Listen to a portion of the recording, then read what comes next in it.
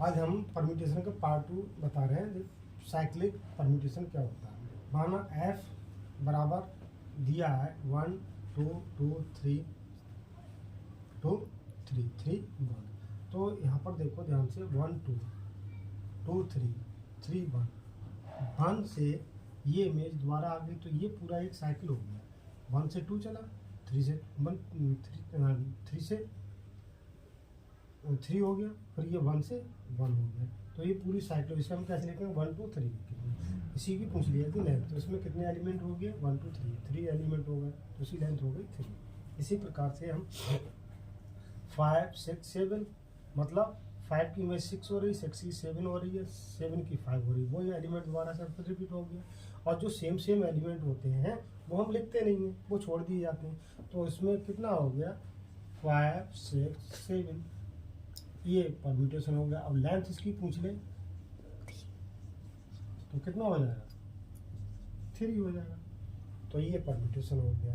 Okay, disjoint cycle क्या होता है, दो ऐसे परम्यूटेशन जिसमें कोई भी कॉमन ना हो, नो कॉमन जैसे F equal to 1 2 G equal to 5 6। तो ये दोनों कैसे हैं डिसजॉइंट परम्यूटेशन है। कैसे हैं डिसजॉइंट परम्यूटेशन, डिसजॉइंट परम्यूटेशन। इसी प्रकार से आता है order of A permutation. Order of A permutation क्या होता है, ऐसे दो परम्यूटेशन मान लीजिए f इजिकल टू दिया है आपको 1 2 3 4 और g इजिकल टू दिया है 3 5 3 4 5 6 7 3 4 5 6 7 8 1 2 3 2 2 4 2 6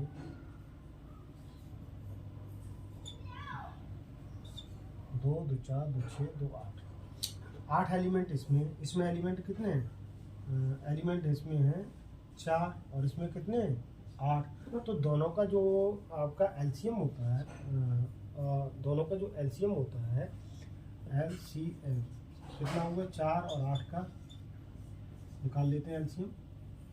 2 दूनी 4 2 चौक 8 2 एकम 2 2 दूनी 4 2 दूनी 4 4 दूनी 8, एलसीएम हो गया 8। तो ऑर्डर ऑफ इक्वल टू आ गया 8। तो इसका ऑर्डर क्या होगा, जो एलसीएम होता है वही इसका क्या कहलाता है, ऑर्डर ऑफ परम्यूटेशन कहलाता है। ठीक है, that's all. And odd permutation, even और ऑड परम्यूटेशन क्या होता है, हमने ये मान लिया एक परम्यूटेशन है बराबर 1 2 3 और 3 1 2 दे रखा है। यदि हम i में से j को हटाते हैं, अर्थात ये हमारा जैसे वेक्टर पढ़ाई होगा तो उसमें i फिर j और k इस टाइप से दिखाते हैं। तो ये पहला i कराता, j कराता, k कराता, इसी क्रम में कराते। वही हमने लिख दिया यहाँ पर i माइनस j। इसका मतलब ये है इसमें से इसे घटाना। ठीक है, यदि i माइनस j का मान निकालते हैं तो सेम साइन आता है, सेम साइन आता है, अर्थात इसमें से इसे घटा, इसमें से घटा, एक जैसे सिंबल आ जाए तो परम्यूटेशन रेगुलर। इसके विपरीत साइन आता है तो इरेगुलर, मतलब यहाँ प्लस आता है या माइनस आता है इरेगुलर होगा, अर्थात इन्वर्जन कहलाता है। जो इरेगुलर होता है उसी को हम इन्वर्जन कहते हैं। यदि इन्वर्जनों की संख्या सम यानी कि इवन हो तो इवन परम्यूटेशन कहलाता है। यदि इन्वर्जनों की संख्या विषम हो अर्थात ऑड हो तो ऑड परम्यूटेशन कहलाता है। फॉर एग्जांपल f बराबर हमने ले लिया f बराबर 1 3 2 1 3 2। तो i j के ये मान है, इसमें i माइनस जे निकालेंगे तो 1 माइनस 2 और 3 माइनस 1, इसमें से इसे घटाया हमने तो एक में से माइनस के 2 गए तो एक बचा, 3 में से माइनस के गए 2। तो ये अपोजिट साइन हो गए, जो अपोजिट साइन हो गए तो ये कौन सा हो गया, इन्वर्जन कहलाता, इरेगुलर कहलाता। इरेगुलर को ही हम इन्वर्जन कहते हैं। इसी प्रकार से हमने दूसरा वाला 2 में से 3 घटाया और इसमें से इसे घटाया, तो इसे घटा के देखा हमने सेम साइन हो गया। तो ये रेगुलर होगा, इसे हम छोड़ देते हैं, क्योंकि हम जो काउंटिंग करते हैं तो इनवर्जनों की संख्या काउंट करते हैं। इसी प्रकार से 3 - 1 2 - 3 इसे घटाया तो ये कैसा हो गया, अपोजिट साइन हो गए। तो अपोजिट साइन वाली संख्या इसमें कितनी आई, 2 आई। तो संख्या बराबर 2, 2 कैसी संख्या है, इवन नंबर है, तो ये इन्वर्जन हो गया। हमें काउंटिंग करना है इन्वर्जनों की संख्या, इन्वर्जनों की संख्या से ही ऑड और इवन परम्यूटेशन फाइंड किए जाते हैं। तो ये कौन सा हो गया, ऑड संख्या होगी तो इसे हम बोलते हैं, सॉरी इवन संख्या हो गई तो इसे हम बोलेंगे इवन परम्यूटेशन। यहाँ पर ऑड संख्या जाती तो आपका ऑड परम्यूटेशन हो जाता। That's all. इस प्रकार से 1 नंबर का आता है। इसे लाइक और शेयर एंड सब्सक्राइब करें। That's all.